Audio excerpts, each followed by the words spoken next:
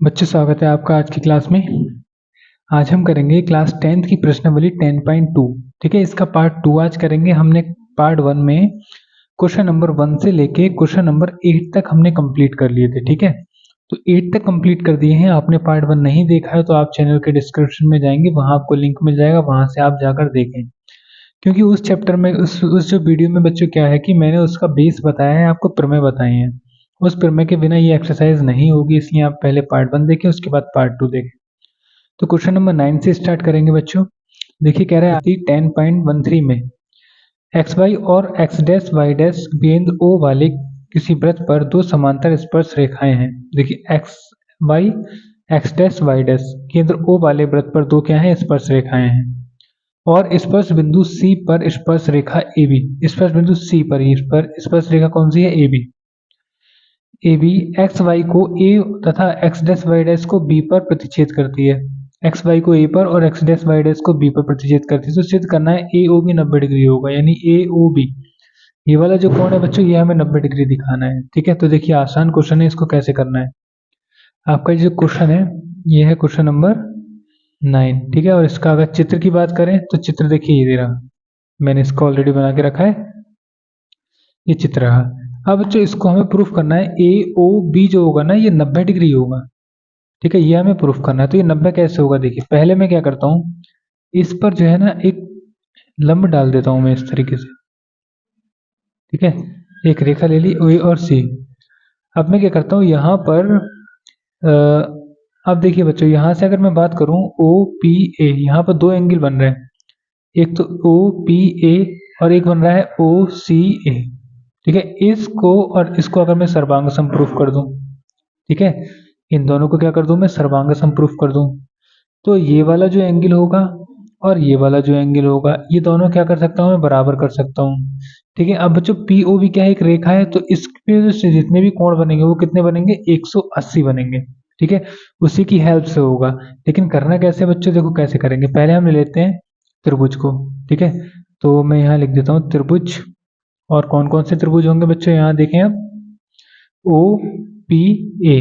ठीक है, O P A बा।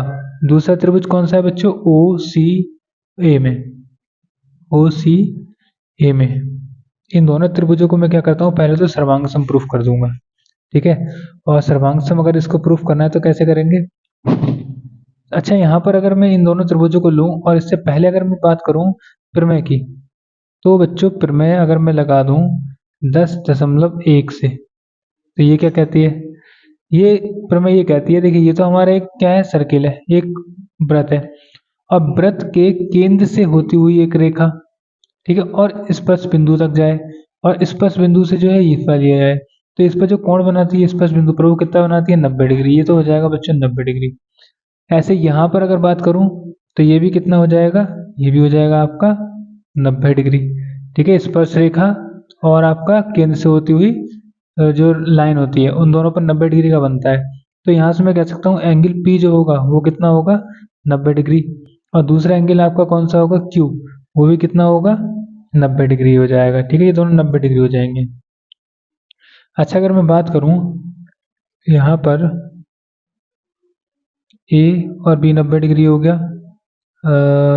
अच्छा, यहाँ पर अगर इसकी बात करूं मैं, तो ये भी कितना आ रहा है, ये भी 90 डिग्री आएगा। ये 90 क्यों होगा, क्योंकि बच्चों ये भी तो स्पर्श रेखा है स्पर्श बिंदु पर, और ये भी केंद्र से होकर जा रही है, तो ये 90 है, तो ये भी कितना होगा, 90 डिग्री होगा। अब इन दोनों त्रिभुजों में आ जाते हैं। अब देखो इन दोनों त्रिभुजों में क्या करेंगे, इन दोनों को सर्वांग सम प्रूफ कर लेते हैं। पहले सर्वांग सम प्रूफ करेंगे हम। तो त्रिभुज हमने कौन सा लिया था, ओ पी ए बा, त्रिभुज लिया था ओ सी ए में, इन दोनों में। ठीक है, देखिए क्या क्या बराबर आ रहा है। सबसे पहले देखेंगे ओपी और ओ सी दोनों बराबर है, ओपी बराबर है ओ सी के, और क्यों बराबर है, ये क्या है बच्चों, इसकी वृत्त की त्रिज्याएं, ये हो गई वृत्त की त्रिज्याएं। और भी क्या है, देखिए ओ ए दोनों में कॉमन आ रहा है, ओ ए बराबर ओ ए हम लिख देंगे यहाँ पर, ये है उभय निष्ठ, यानी कि कॉमन आ रही है ये। और तीसरी चीज, ये 90 डिग्री है और इसमें ये 90 डिग्री है, तो एंगल जो P होगा वो बराबर होगा एंगल C के। क्यों, क्योंकि दोनों जो हैं कितने हैं, 90 डिग्री देते हैं। ठीक, अब क्या करेंगे, अतः नियम कौन सा लगेगा, RHS नियम से। RHS नियम से क्या होगा, जो त्रिभुज है आपका OPA वो सर्वांगसम हो जाएगा त्रिभुज OCA के। ठीक है बच्चों, मेन काम था हमारा इन दोनों को सर्वांगसम करना, हमने सर्वांगसम कर दिया। अब हम ये कह सकते हैं ये जो एंगल आ रहा है आपका POA, यहाँ लगा देंगे हम बाई CPCT। CPCT से CPCT का एक नियम होता है, इस नियम से हम क्या करेंगे बच्चों, इस नियम से जो आपका एंगल होगा POA, ये वाला जो होगा ना POA, ये बराबर ले लेंगे हम किसके, POA जो होगा वो COA के बराबर, COA ये हमने ले लिया, इसको मैं समीकरण कह लेता हूँ पहली। ठीक है, वो ये हो गया। अब बच्चे क्या करेंगे, इसी प्रकार अगर मैं त्रिभुज ले लूँ इस बार नीचे वाले दोनों, ये दोनों त्रिभुज ले लूँ तो ये भी सर्वांगसम हो जाएंगे, है ना, ये भी सर्वांगसम हो जाएंगे। तो कौन सा वाला सर्वांगसम होगा यहाँ से, QOB। ठीक है, एंगल QOB ये सर्वांगसम प्रूफ हो जाएगा। ये QOB जो है वो COB के सर्वांगसम, जो सर्वांगसम हो जाएगा। तो यहाँ से बच्चों दोनों त्रिभुज जब सर्वांगसम हो जाएंगे, ये दोनों, ये वाला और ये वाला, तो इसमें जो QOB जो होगा, QOB ये किसके बराबर होगा, ये QOB ये COB के बराबर होगा, COB के। ये बन गई आपकी समीकरण नंबर 2। ठीक है, अब बच्चों क्या करेंगे, दो समीकरण बन गई। अब बच्चों इसमें बात करूं मैं POQ की, तो POQ क्या है, एक रेखा है ना, तो यहाँ लिख देंगे चूंकि POQ एक रेखा है, ये क्या है बच्चों, एक रेखा है, और रेखा पर जो कोण होता है वो कितना होता है, 180 का होता है। ये अगर रेखा है तो ये जो सारे कोण होंगे कितने होंगे, 300, हाँ 180 होंगे ना, इन सबका योगफल कितना 180 होगा। तो एंगल जोड़ लेते हैं POA, मैं लिख देता हूँ एंगल PO, यहाँ P आएगा बच्चों, दोबारा देखिए एंगल POA प्लस दूसरा कौन सा दिख रहा है, POA AOC, एंगल AOC या फिर COA बोल सकते हैं, और प्लस एंगल कौन सा आएगा आपका COB, angle COB plus angle आएगा QOB, एंगल QOB कितना हो जाएगा, 180 डिग्री हो जाएगा। ठीक है, अब बच्चों अगर यहाँ बात करें तो देखिए अब हम इनसे अब हम दोनों समीकरण जो बनी है 1 और 2, इनसे ही हम हेल्प लेकर इसको सॉल्व कर सकते हैं। देखिए क्योंकि POA है, ठीक है POA है, तो POA जो है वो किसके बराबर है, देखते हैं यहाँ पर कहीं दे रखा है POA किसके, COA के बराबर है। ठीक है, COA के बराबर है, तो मैं POA की जगह पर लगा दूंगा एंगल COA। ठीक है, समीकरण 1 से, प्लस एंगल आपका AOC। ठीक है, AOC या COE बोल सकते हैं, इसको यही रहने देते हैं एंगल AOC प्लस COB। अब COB की बात हो रही है तो बच्चों COB कौन सा है, COB ये वाला है, तो इसको यही रहने देंगे COB प्लस QOB। ठीक है, QOB आ रहा है एंगल, तो ये QOB जो होगा ये किसके बराबर है, तो QOB किसके, COB के बराबर है, तो ये आ जाएगा एंगल COB बराबर कितना, 180। अब बच्चों यहाँ ध्यान दीजिएगा, COA दोनों एक ही हैं, इन दोनों को जोड़ दिया जाएगा तो बन जाएगा 2 एंगल COA प्लस ये दोनों एक जैसे हैं, ये भी 2 जुड़ जाएगा और COB बन जाएगा, बराबर में आ जाएगा आपके 180 डिग्री। बच्चों एंगल को COA पढ़ लो या COA पढ़ लो या AOC पढ़ लो, बात एक ही पड़ेगी, बस बीच में हमारा O आना चाहिए। इन दोनों में 2 कॉमन ले लेते हैं, तो एंगल COA हो जाएगा प्लस एंगल हो जाएगा COB बराबर में 180। ठीक है, अब क्या करेंगे, अब जो एंगल आ रहा है COA प्लस एंगल COB बराबर हो जाएगा 180/2, और बच्चों जब 2 से इसको काट देंगे हम तो 90 बचेगा, तो angle COA plus angle COB बराबर कितना आ जाएगा, 90 डिग्री, ये कट जाएगा 90 बार, तो 90 आ गए। अब चूंकि angle COA plus angle COB अगर हम देखें, देखिए सी ओ ए और दूसरा कौन सा है, सी ओ ए और सी ओ बी, ये है सी ओ बी। अगर सी ओ ए और सी ओ बी को अगर देखो तो ये दोनों आपस में मिलकर क्या बना रहे हैं, ए ओ बी बना रहे हैं ना, एंगल ए ओ बी बनाते हैं। तो इन दोनों की जगह पर मैं क्या लिख सकता हूँ, इन दोनों की जगह पर मैं लिख सकता हूँ एंगल ए ओ बी बराबर 90 डिग्री। ठीक है, और यही हमें सिद्ध करना था, तो लिख देंगे इति सिद्धम। ठीक है, यही हमें क्या करना था, प्रूफ करना था। ठीक, तो आराम से इसकी हेल्प से हमने इसको प्रूफ कर दिया। बच्चों कोई भी प्रॉब्लम में दिक्कत है ना, तो एक बार वीडियो को दोबारा जरूर देखें, आपको बहुत अच्छे से समझ में आ जाएगा। ठीक है, कोई टफ नहीं है, बस आपको अगर प्रमेय का अच्छी नॉलेज है ना प्रमेय की, तो आप बहुत आसानी से इसको सॉल्व कर सकते हैं। ठीक है, अब बढ़ते हैं अगले क्वेश्चन की ओर। तो अगला क्वेश्चन देख लेते हैं क्या है। देखिए बच्चों, कह रहा है सिद्ध कीजिए कि किसी बाह्य बिंदु से किसी वृत्त पर खींची गई स्पर्श रेखाओं के बीच का कोण स्पर्श बिंदुओं को मिलाने वाली रेखाखंड द्वारा केंद्र पर अंतरित कोण का संपूरक होता है। केंद्र पर अंतरित कोण का संपूरक होता है। ठीक है, देखिए बच्चों अब कहना क्या चाह रहा है, मैं आपको पहले इसका चित्र दिखा देता हूँ। देखिए मैंने चित्र बना के रखा है, आपसे ये कह रहा है, देखो मैं दोबारा पढ़ लेता हूँ कि सिद्ध करना है कि किसी बाह्य बिंदु से, ये रहा हमारा बाह्य बिंदु, इस बाह्य बिंदु से किसी वृत्त पर खींची गई स्पर्श रेखाएं, ये रही स्पर्श रेखा पी ए और पी बी। स्पर्श रेखाओं के बीच का कोण जो होगा, इन दोनों के बीच का जो ये वाला जो कोण होगा, वो स्पर्श बिंदु को मिलाने वाली रेखाखंड द्वारा केंद्र पर आंतरिक कोण का संपूरक होगा। अब इन दोनों रेखाओं को मिलाने वाली जो ये है, ये केंद्र, इस पर आंतरिक कोण का संपूरक होगा। अब संपूरक का मतलब क्या होता है, देखिए संपूरक का मतलब क्या होता है कि कोई दो कोण जिनका योगफल 180 डिग्री हो, वो होता है संपूरक कोण। जब किन्हीं दो कोणों का योगफल 180 डिग्री हो तो वो कौन सा होता है बच्चों, संपूरक कोण होता है। ठीक है, अब देखिए बच्चों हम इसमें क्या कर सकते हैं। सबसे पहले हमें ये दे रखा है, हमें जो दिया होता है पहले तो वो लिखते हैं। ठीक, तो हमें केवल ये चित्र दे रखा है और कुछ नहीं दे रखा है। तो बच्चों यहाँ से भी हम एक चीज को क्लियर कर सकते हैं कि ये तो स्पर्श बिंदु हो गया और ये हो गया आपका केंद्र। तो केंद्र और स्पर्श बिंदु के बीच में कोण कितना बनता है, 90 डिग्री। और यहाँ भी कितना बनेगा बच्चों, 90 डिग्री। तो यहाँ से मैं लिख सकता हूँ प्रमेय के अकॉर्डिंग, ये हमने जो लगाया है वो प्रमेय 10.1 से लगाया है।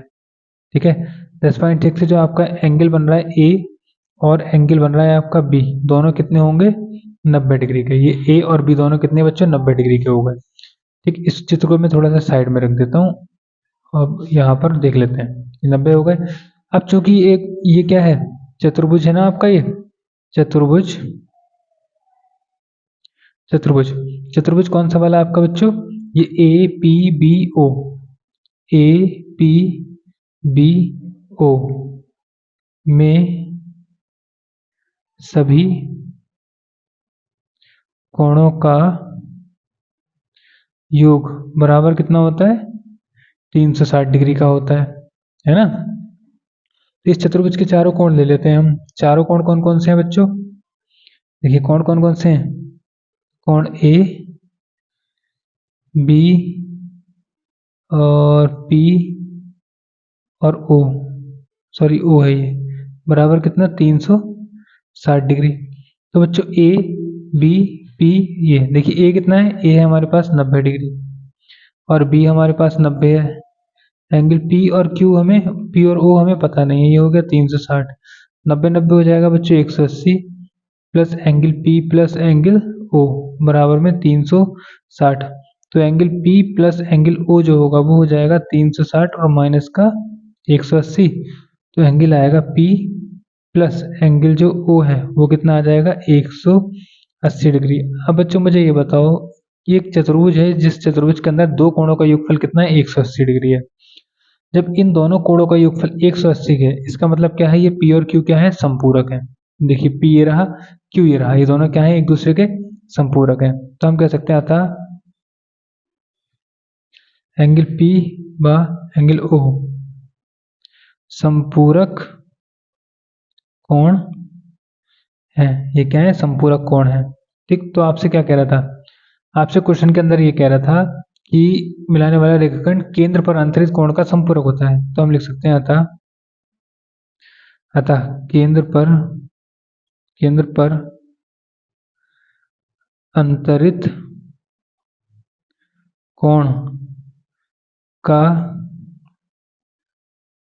संपूरक होता है। बस ये आपका आंसर आ जाएगा। ठीक है, कोण स्पर्श बिंदुओं को मिलाने वाले रेखाखंड द्वारा केंद्र पर अंतरित कोण का संपूरक होता है। तो इस तरीके से हमारा बच्चों क्वेश्चन खत्म हो गया। कोई दिक्कत परेशानी कुछ भी हो तो आप एक बार कमेंट करके या वीडियो को दोबारा से जरूर देखें। ठीक है, बढ़ते हैं अगले क्वेश्चन पर। तो क्वेश्चन नंबर 11 में देख लेते हैं क्या कह रहा है। देखिए, ये कह रहा है 11 में कि सिद्ध कीजिए कि किसी वृत्त के परिगत समांतर चतुर्भुज समचतुर्भुज होता है। ठीक है, समांतर चतुर्भुज जो है वो समचतुर्भुज होता है वृत्त के अंदर। तो बच्चों ये देख लीजिए, इसका भी हम देख लेते हैं। सबसे पहले हम देखते हैं ये हमें चित्र दे रखा है। ठीक है, अब कैसे करना है?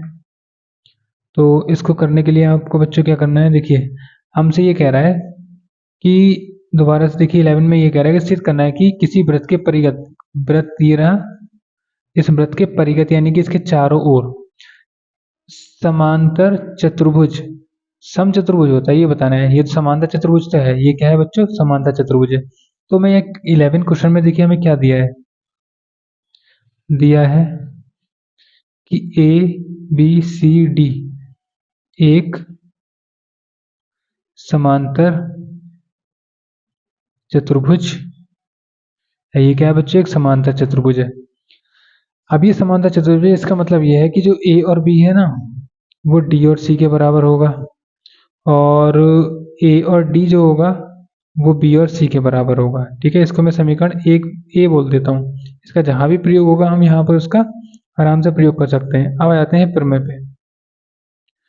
तो इसमें अगर बात करूं तो प्रमेय जो आपकी है 10.2 से 10.2 क्या कहती है? ये कहती है कि किसी वृत्त के बाह्य बिंदु से वृत्त पर स्पर्श रेखाओं की जो लंबाई है वो बराबर होती है। मान लीजिए ये वृत्त है, इस वृत्त पर ये ए क्या है? बाह्य बिंदु है, और यहाँ से अगर मैं पी की बात करूं और ए से एस की बात करूं, दोनों क्या है? स्पर्श बिंदु हैं, स्पर्श करते हुए जा रहे हैं, तो इनकी लंबाइयां आपस में बराबर होंगी। जब बराबर होंगी तो हम क्या कह सकते हैं? हम यहाँ से ये कह सकते हैं जो हमारे पास आ रहा है ए और बी, ठीक है, ए और सॉरी बी नहीं, ए और पी है, ये ए और पी, यहाँ पी करेंगे, ए पी, ये किसके बराबर होगा? ए और एस के बराबर होगा, ए और एस के बराबर होगा, और ए पी हो गया ये एस के बराबर। अब आगे बढ़ते हैं, बी और पी की बात कर लेते हैं। तो बी पी जो होगा वो बराबर होगा बी और क्यू के। ऐसे ही सी की बात करें तो जो सी और क्यू है वो सी और आर के, और डी की बात करें तो डी और एस जो होगा वो डी और आर के बराबर होगा। ये ए थी, इसको 1 कह लेते हैं, इसको 2, 3 और 4, ये चारों समीकरण हो गई। अब क्या करते हैं? समीकरण चारों को जोड़ देते हैं। ठीक है, लिख देता हूं मैं समीकरण 1, 2, 3 व 4 को जोड़ने पर अगर मैं जोड़ूं तो ये A P plus B P plus C Q plus D S बराबर आ जाएगा A S plus B Q plus C R plus का डी आर। मैंने इधर वालों को इधर जोड़ दिया, इधर वालों को सबको इधर जोड़ दिया। ठीक है, अब ऐड होने के बाद देखिए, अब यहाँ पर देखिए क्या क्या चेंज हो सकता है। ये कितना है? ए पी, तो ए पी को ए पी रहने देते हैं, प्लस बी पी, ए और पी और बी और पी, प्लस यहाँ से ये ए पी और बी पी हो गया। ये जो सी और क्यू आ रहा है इसकी जगह मैं सी आर लिख सकता हूँ। देखिए सी और क्यू की जगह सी आर, यहाँ लिखता हूँ मैं C R plus D S, D S आ रहा है, और ये जो डी एस आ रहा है इसकी जगह मैं लिख सकता हूँ डी आर बराबर यहाँ कितना है? A S. तो ए एस जो आ रहा है, ए और एस किसके बराबर है? ए पी के, तो यहाँ पर मैं ए पी लिख सकता हूँ, plus B Q, B Q क्या है? ये रहा बी क्यू, और बी क्यू की जगह पर क्या आ जाएगा आपके पास? बी क्यू की जगह रख सकते हैं हम बी और क्यू, इसको बी क्यू ही रहने देते हैं। Plus C R, C R, C R का सी आर रहेगा, प्लस ये जो डी आर आ रहा है, सर यहाँ पर देखिए हो गया ए पी, और यहाँ पर बेटा क्या है बी और क्यू, बी क्यू जो है वो डी एस के बराबर तो नहीं है, लेकिन यहाँ पर बी क्यू को बी क्यू ही रहने देते हैं, और सी और आर जो आ रहा है वो सी क्यू के बराबर, और डी और आर जो आ रहा है डी आर, ये किसके डी एस के बराबर है, डी एस, इतना कर लेते हैं। अब इन सब में क्या होगा बच्चों, देखो अब हमें थोड़ा सा ना इस चित्र में देखना पड़ेगा कि हमें क्या चीज़ प्रूफ करनी है। तो बच्चों यहाँ ए और बी की बात करूँ तो ए बी कब बनेगा, जब ए पी और बी पी को जोड़ेंगे। तो बच्चों ए पी ये रहा, बी पी ये रहा, तो इन दोनों से मिलकर क्या बनेगा, A B, plus C R और डी आर। बच्चों सी आर का है, सी ये रहा, आर और सी आर और डी आर, इन दोनों से क्या बन रहा है बच्चों, डी और सी बन रहा है, प्लस आगे बढ़े ए पी, ये रहा ए पी और बी क्यू, ये रहा बी क्यू। ठीक, तो ये तो दोबारा से क्या बन रहा है, एडी बन रहा है, इससे तो काम चला नहीं। तो हम क्या कर सकते हैं, यहाँ से इन वाली समीकरणों को ले सकते हैं ना। अगर ए और डी की बात करूँ, ए एस और डी एस आना चाहिए था।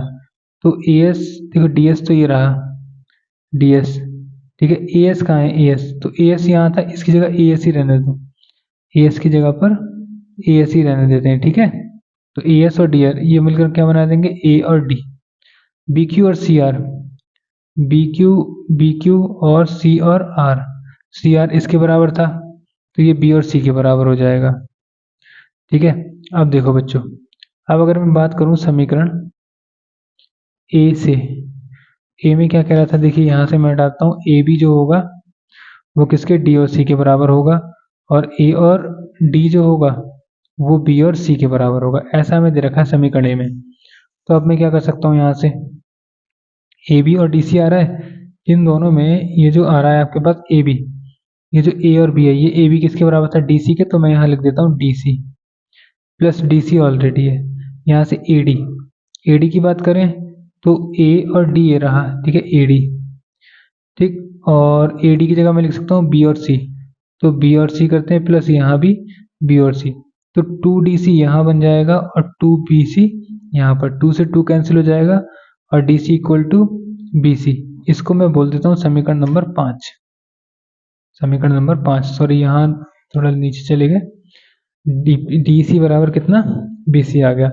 अब बच्चों अगर मैं यहाँ बात करूँ डी और सी की, तो डी और सी तो ये रहा, और बी सी, बी और सी ये रहा, यानी कि ये दोनों आपस में क्या आ गए, बराबर आ गए, ठीक। जब ये दोनों आपस में बराबर, तो इसके सामने की बजाय ये, इसके सामने की बजाय ये बराबर होगी, तो मैं कह सकता हूँ अतः समीकरण, आपकी जो समीकरण है ना, कौन सी वाली, ये जो ए है, ए बा 5 से ये जो ए बी है, ए बी जो है बी सी के बराबर, बी सी जो है डी सी के बराबर, और डी सी जो है ए और डी के बराबर, चारों क्या आ जाएंगे बच्चों, बराबर आ जाएंगे। जब चारों बराबर आ जाएंगे तो हम क्या कह सकते हैं, कह सकते हैं अतः ए बी सी डी एक क्या होगा, सम चतुर्भुज है, ठीक है, सम चतुर्भुज बन जाएगा ये, जिसकी आम सारी भुजाएं क्या होती हैं, समान होती हैं, चतुर्भुज की, वो सम चतुर्भुज होता है। क्वेश्चन नंबर 11 कंप्लीट होता है बच्चों, थोड़ा सा लेंथी तो है लेकिन है बहुत अच्छा क्वेश्चन, ठीक है, आपको समझ में आ गया होगा। आगे बढ़ते हैं, तो नेक्स्ट देखते हैं हम क्वेश्चन नंबर 12 में आपसे क्या कह रहा है। देखिए 12 में कह रहा है 4 सेंटीमीटर त्रिज्या वाले एक वृत्त के परिगत एक त्रिभुज एबीसी इस प्रकार खींचा गया कि रेखाखंड बीडी और बीसी जिसे स्पर्श बिंदु डी और बीसी विभाजित है की लंबाइयां क्रमशः 8 और 6 सेंटीमीटर हैं। भुजाएं ए बी और ए सी ज्ञात करनी है। ए बी और ए सी ये दोनों भुजाओं की लंबाई हमें बतानी है बच्चों कितनी होगी, ठीक है। तो इसको करने के लिए हम क्या करेंगे, इसको हम करेंगे चित्र से। तो चित्र मैंने यहाँ ऑलरेडी बना के रख रखा है, देखिए सॉल्व कर लेते हैं इसको। अगर बच्चों इस चित्र की मैं बात करूं, ठीक है, इस चित्र की अगर मैं बात करूं तो इसमें देखिए सबसे पहले तो आप ये बताइए कि इसमें अगर ये है O, तो बच्चों यहाँ से लेकर ये जो आपका बिंदु आ रहा है और एक बिंदु ये आ रहा है, इनकी भी दूरियां समान होंगी, ठीक है, समान दूरी होंगी तो मैं यहाँ से मिला देता हूँ ये और ये, क्योंकि ये क्या है, वृत्त के केंद्र से लेके यहाँ तक की दूरी क्या होती है, त्रिज्या होती है। ठीक है, इसको P और Q बोल सकते हैं। ये A हो गया, B C D P Q हो गया। अब जो यहाँ से अगर बात करूँ तो इसमें कितने त्रिभुज बनेंगे, देखिए पहले तो आपका त्रिभुज बनेगा ये वाला, ठीक है, ये और यहाँ से ये, ठीक, एक दो और एक ये बन गया आपका 3। तो देखो पहला तो ये AOC, दूसरा ADC, सॉरी AOB और तीसरा बनेगा COB। ये 3 त्रिभुज बन रहे हैं। इन तीनों त्रिभुजों को हमें अच्छे से देखना है। देखो मैं इसको अच्छे से और दिखाने के लिए मैं तीनों त्रिभुजों में क्या करता हूँ, आपको दिखा देता हूँ ताकि आपको समझ में आ जाए। देखिए पहला तो त्रिभुज ये रहा, ठीक है, ये हो गया, और दूसरा आपका यहाँ से ये रहा, ठीक है, और तीसरा जो है मैं ब्लैक वाले से दिखा देता हूँ, ये वाला, ये जो है ये आपका तीसरा वाला है। ठीक है, 3 हिस्से हो गए अब इसके। ठीक, तो पहला मैं इसको बोल देता हूँ और दूसरा इसको ले लेते हैं और तीसरा इस नीचे वाले को ले लेते हैं। अब इन त्रिभुजों में आपको क्या करना है, ये मेन काम आपको देखना है। देखिए सबसे पहले अगर मैं बात करूँ, ये 6 सेंटीमीटर है, ठीक, तो यहाँ मैं प्रमेय लगा सकता हूँ। क्वेश्चन नंबर आपका हो गया 12वां, प्रमेय लगा देते हैं। प्रमेय 10.2 से, इससे क्या होगा, अगर ये C और D 6 सेंटीमीटर है तो C और P 6 ही सेंटीमीटर होगी, है ना। तो लगा देते हैं कि ये जो है आपके पास जो आ रहा है आपका P और C, ये 6 सेंटीमीटर होगा। ऐसे ये वाला Q और B, Q और B या B और Q, ये भी कितना होगा, 8 होगा। हम मान सकते हैं, माना ये कितना है बच्चों, ये हो गया 6 सेंटीमीटर और ये आपका हो गया 8 सेंटीमीटर। मैं इसको मान लेता हूँ ये है कितना, x, तो ये भी कितना हो जाएगा, x हो जाएगा, दोनों x हो जाएंगे। तो आप क्या करेंगे, अब देखिए यहाँ लिख देता हूँ, माना AP और A और Q दोनों कितना, x मान लेते हैं हम। ठीक है, अब क्या करना है बच्चों, त्रिभुज 1, 2 और 3, इन तीनों का क्या निकालना है, क्षेत्रफल निकालना है। ठीक है, तो यहाँ निकाल लेते हैं त्रिभुज AOC। ठीक है, त्रिभुज AOC का क्षेत्रफल बराबर होता है 1/2 और लंबाई गुणा ऊंचाई, ये होता है। तो 1/2 ये रहा लंबाई। अगर इसमें मैं बात करूं लंबाई की, तो बच्चों लंबाई क्या है हमारे पास, ये पूरी लंबाई होगी और ये ऊंचाई होगी। तो लंबाई ये 6 है, ये x है, तो कितना हो गया, 6 + x हो गया, इंटू ऊंचाई। ऊंचाई कितनी है बच्चों, ये देखिए, अगर ये आपको दे रखा था 4 सेंटीमीटर, तो ये भी आपका कितना होगा, 4 सेंटीमीटर, और ये भी आपका 4 सेंटीमीटर। तो ऊंचाई कितनी आ गई, 4। तो 2 से काट लेंगे 2 बार, बचेगा 2 और 6 प्लस का x। ठीक है, इसको मान लेते हैं हम समीकरण नंबर 1, ये हो गया। ठीक है, आगे बढ़ते हैं, दूसरा त्रिभुज लेते हैं। त्रिभुज अब लेंगे AOB। AOB का क्षेत्रफल बराबर 1/2 गुणा में लंबाई गुणा ऊंचाई।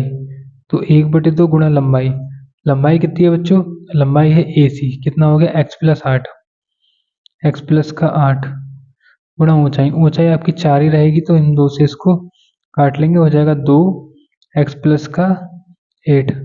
ठीक है, और ये जो बनेगी आपकी बन जाएगी समीकरण नंबर 2। ठीक है, ये 2 हो गई। आगे बढ़ते हैं थर्ड वाले पर। त्रिभुज है COB का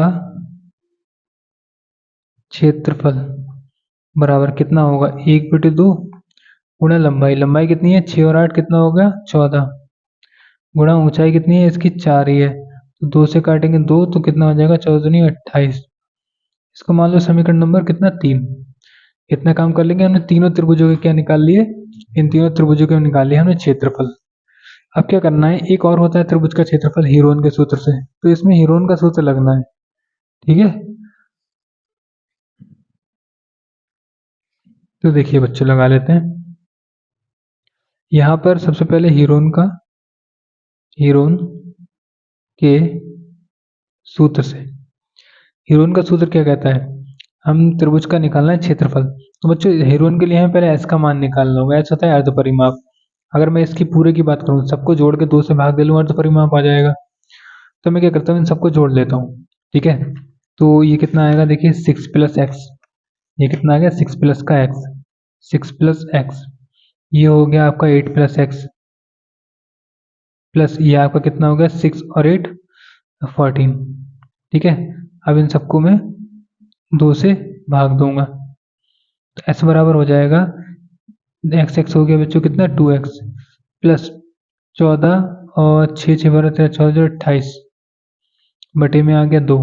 यहाँ से 2 कॉमन ले सकते हैं, बचेगा x प्लस का 14 अपॉन में 2, तो 2 से 2 जाएगा, s बराबर आ जाएगा x प्लस का 14। अर्ध परिमाप आ गया। ठीक है, s बराबर x प्लस का 24। ठीक है, अब क्या करेंगे यहाँ पे, अच्छा यहाँ पे कुछ गड़बड़ तो नहीं हो रही है, तीनों त्रिभुज हो गए। अच्छा यहाँ पर एक और चीज रह गई। अब अगर मैं यहाँ पर बच्चों निकालूं त्रिभुज ए बी सी का क्षेत्रफल, वो क्या होगा, इन सभी का योगफल होगा, है ना। तो सभी का योगफल देखिए, पहला एओसी कितना था, 2 6 प्लस एक्स, प्लस दूसरा कितना है 28, तीसरा बच्चों कितना आया है आपका 2 और x प्लस 8।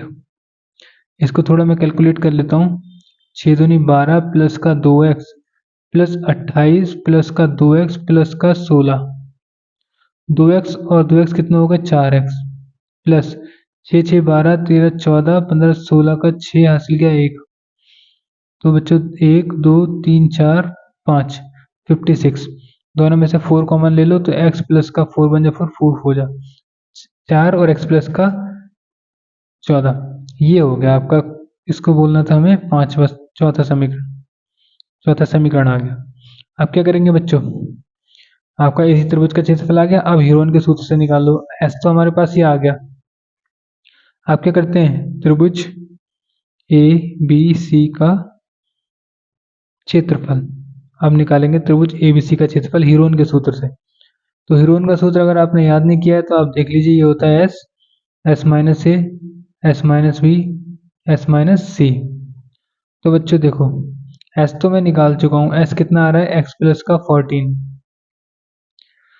एक्स माइनस ए बचा, तो एस कितना है आपका, एक्स प्लस का 14 माइनस ए को माइनस करेंगे, इसका मतलब क्या है, इसका मतलब यह है कि यहां से ये रहा चित्र, इसमें ए यानी कि पहली वाली भुजा कितनी आ रही है आपके पास, x और 6 आ रही है ना, तो ए का मतलब है 6 प्लस एक्स, तो प्लस माइनस हो जाएगा।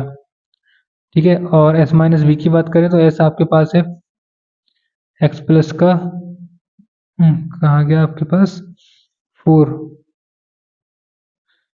ठीक, s माइनस एस कितना है हमारे पास, x प्लस 14 माइनस करेंगे बी कितना है यहाँ से 14।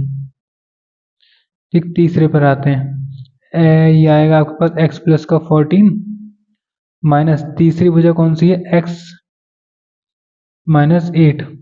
ठीक है, ये हो गया। अब बच्चों क्या करेंगे, अब इसको थोड़ा सॉल्व कर लेते हैं।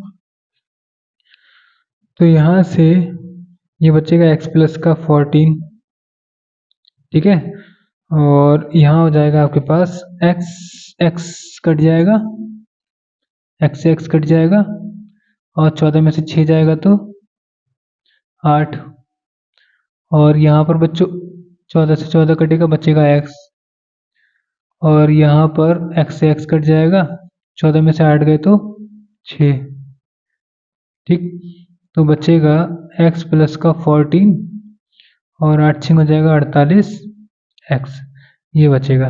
ठीक है, अब क्या करते हैं, त्रिभुज का क्षेत्रफल हमें कितना दे रखा था, यहाँ पर देखिए त्रिभुज का क्षेत्रफल दे रखा है 4x प्लस का 14, तो यहाँ लगा देंगे हम 4x प्लस का 14। अब क्या करेंगे, दोनों और वर्ग करने पर, अब हमें क्या करना है बच्चों, दोनों और वर्ग करना है, तो वर्ग कर लेंगे तो इसका हो जाएगा 4x प्लस का 14 का होल स्क्वायर, और जब इसका वर्ग करेंगे तो बच्चों होल स्क्वायर जो है सॉरी रूट जो है वो खत्म हो जाएगा बस। ठीक है, अब इसको सॉल्व करना हमारे हाथ में, किस तरीके से सॉल्व कर सकते हैं। तो 4 चौक हो जाएगा 16। ठीक है, और ये हो गया x प्लस का 14 का स्क्वायर बराबर x प्लस का 14 और 48x। तो बच्चों देखो, इस पूरे से इसकी पावर कट जाएगी, एक पावर बचेगी, और 16 से 48 को काट सकते हैं, 16 3 48, तो बचेगा x प्लस का 14 बराबर 3x।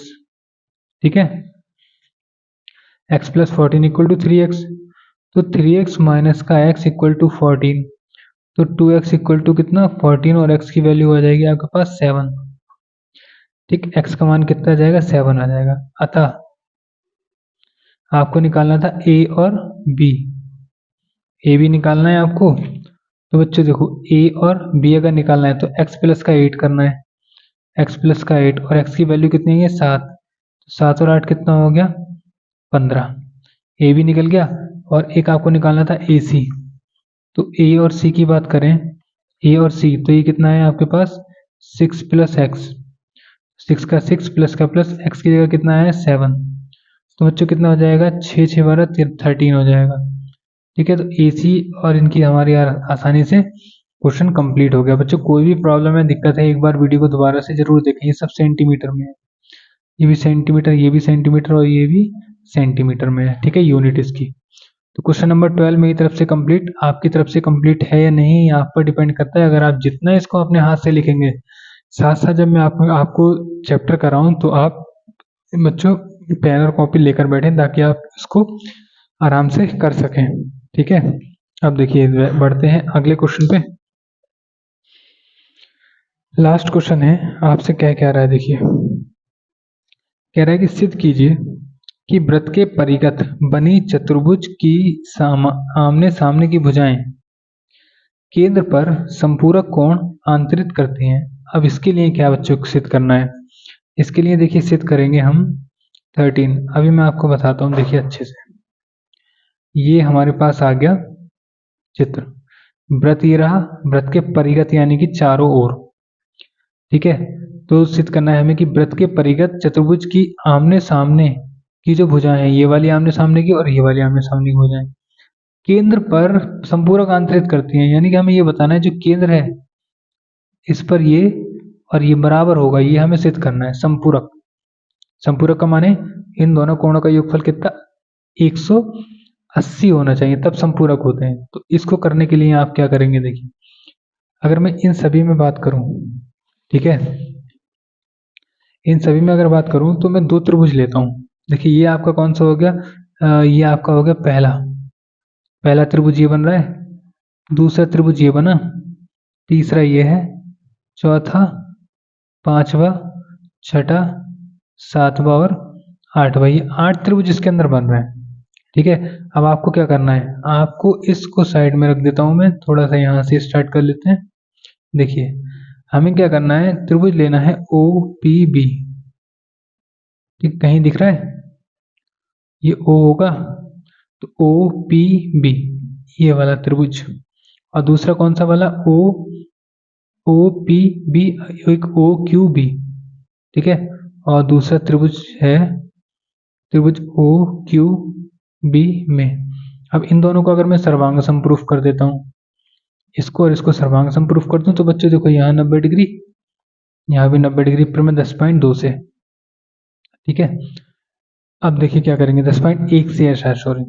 ठीक, तो एंगल जो आपके पास है P, वो एंगल Q के बराबर है। क्यों, क्योंकि दोनों कितने हैं 90 डिग्री के हैं। दूसरा OP जो है वो बराबर आ रही है OQ के, क्योंकि ये क्या है उभय निष्ठ है। अगला OB जो है वो ये जो OB है O से लेकर B तक, ये किसके बराबर होगी, OB के ही बराबर होगी। ठीक, उभयनिष्ठ OP OQ, OP OQ, ये बच्चे क्या थी उभयनिष्ठ नहीं थी, ये क्या थी त्रिज्याएं थी, वृत्त की त्रिज्याएं थी। तो इनसे हम क्या प्रूफ कर देंगे, इससे हमें ये प्रूफ होगा कि जो त्रिभुज है OPB, OPB वो सर्वांग सम हो जाएगा त्रिभुज OQB बी के, ठीक है। अतः सीपी सीटी नियम से हम नियम लगाएंगे, ठीक। तो जो आपका एंगल होगा पी ओ बी वो बराबर हो जाएगा बी ओ क्यू के। कैसे?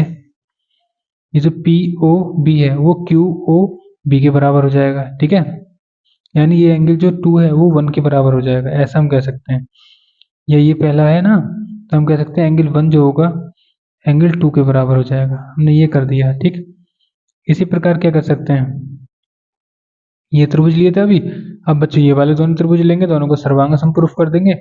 फिर ये जो आपका तीसरा है ये किसके, चौथे के बराबर हो जाएगा, ठीक है। तो मैं इसी तरीके से लिख देता हूँ, इसी प्रकार करके मैं इसमें और आगे जोड़ देता हूँ। इसी प्रकार क्या होगा बच्चों, जो एंगल 3 होगा एंगल 4 के इक्वल होगा। देखिए 3 4 के होगा और 4 के, और ये 5 है वो 6 के बराबर इक्वल होगा। तो एंगल 5 जो है एंगल 6 के, ऐसे ही एंगल 7 जो है एंगल 8 के इक्वल होगा। सभी इक्वल होंगे। आप क्या करते हैं, सभी का योगफल, जो सभी योग ये सभी है ना, सब इन सबका योगफल कितना होगा, योगफल जो होगा वो होगा बच्चों कितना, 360 डिग्री, ठीक है। तो एंगल 1 2 3 4 5 6 7 और एंगल 8 ये कितना होगा, 360 डिग्री का होगा, ठीक है। यहाँ तक क्लियर है। अब देखो, क्योंकि यहाँ पर इसने क्या बोल रखा है, 1 और 2 दोनों इक्वल है, यानी जो 1 की वैल्यू वही 2 की वैल्यू है।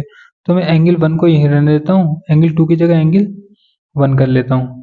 प्लस ये कितना है, एंगल 3 जो है 4 के इक्वल है, तो हम कह सकते हैं एंगल 4 प्लस एंगल 4 प्लस ये 5 और 6 इक्वल है, ठीक है। 5 और 6 इक्वल है, तो हम इसको क्या कर सकते हैं, यहाँ से हम 5 को 5 ही रहने देते हैं, 6 की जगह पे क्या कर लेंगे 5, क्योंकि यहाँ 6 5 के इक्वल है। ऐसे ही प्लस करके एंगल जो 8 है वो एंगल 8 के इक्वल कर देंगे और इक्वल टू में आ जाएगा 360। अब ये सारे जो है ना रिपीट हो रहे हैं बच्चों, सभी दो दो बार आ रहे हैं। सब में से 2 कॉमन लिया, एंगल 1 लिया, एंगल 4 एंगल 5 और एंगल आपका 8 इक्वल टू में 360 हो गया।